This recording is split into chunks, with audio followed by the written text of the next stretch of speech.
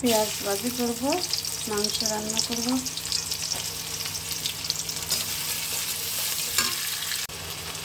আদা রসুন মশলাপাতি দিলাম, দিয়ে একটু ভাজি করছি।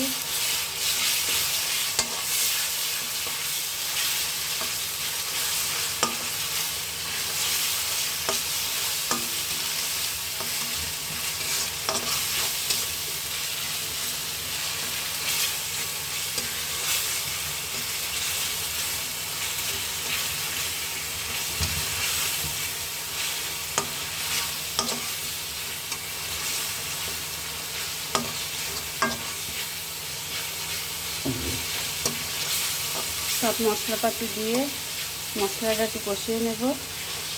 মরিচ,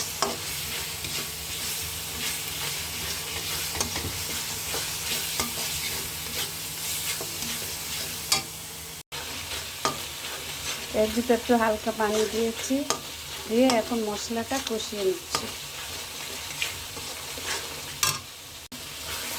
এখন মাংস দিয়ে দেব। মাংসটা এই যে মাংসটা দিয়ে দিচ্ছি, মুরগির মাংস। তারপর ভালো করে আমি কষিয়ে নেব।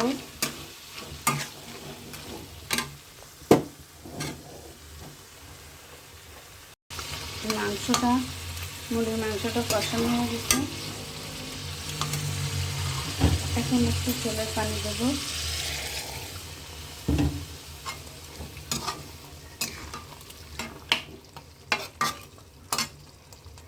এই যে মানকচুতে মুরগির মাংস রান্না করব।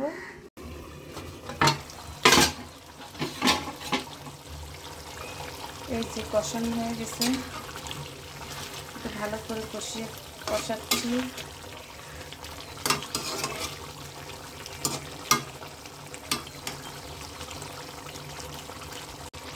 এখন এই যে কচুটা দিয়ে দিলাম। এই যে কচু,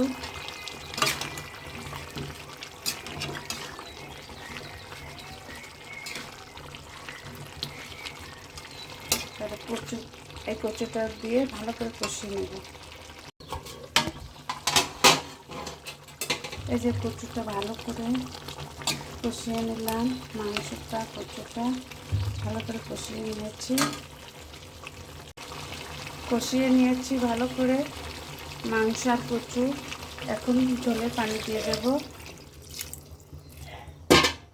একটু পানি দিয়ে দিলাম, গরম পানি মিক্সড করে দিয়েছি। এটা গরম পানি দিতে হবে, গরম পানি না দিলে গলা চুলকাবে, এই জন্য আমি গরম পানিটা দিয়েছি। এখন ঢেকে রাখবো। গরম মশলা দিয়ে দিলাম, এখন ঢেকে দিয়ে দেব। এরপরে হয়ে যাবে।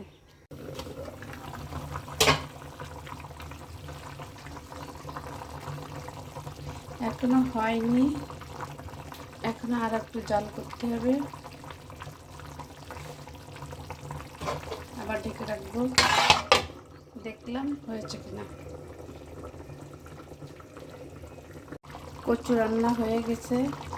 কচু আর মুরগির মাংস খেতে খুব টেস্ট। আমার রান্না প্রায় শেষ হয়ে গেল, চুলা বন্ধ করে দেব। আর কচুতে একটু ঝোল রাখতে হবে, কারণ কিছুক্ষণ পরে কচুতে ঝোল টানে। এখন যতটুকু ঝোল দেখা যাচ্ছে, আর একটু পরে ঝোলটা টেনে নিয়ে যাবে কচুতে। তো সবাই ভালো থাকবেন, আল্লাহ হাফেজ।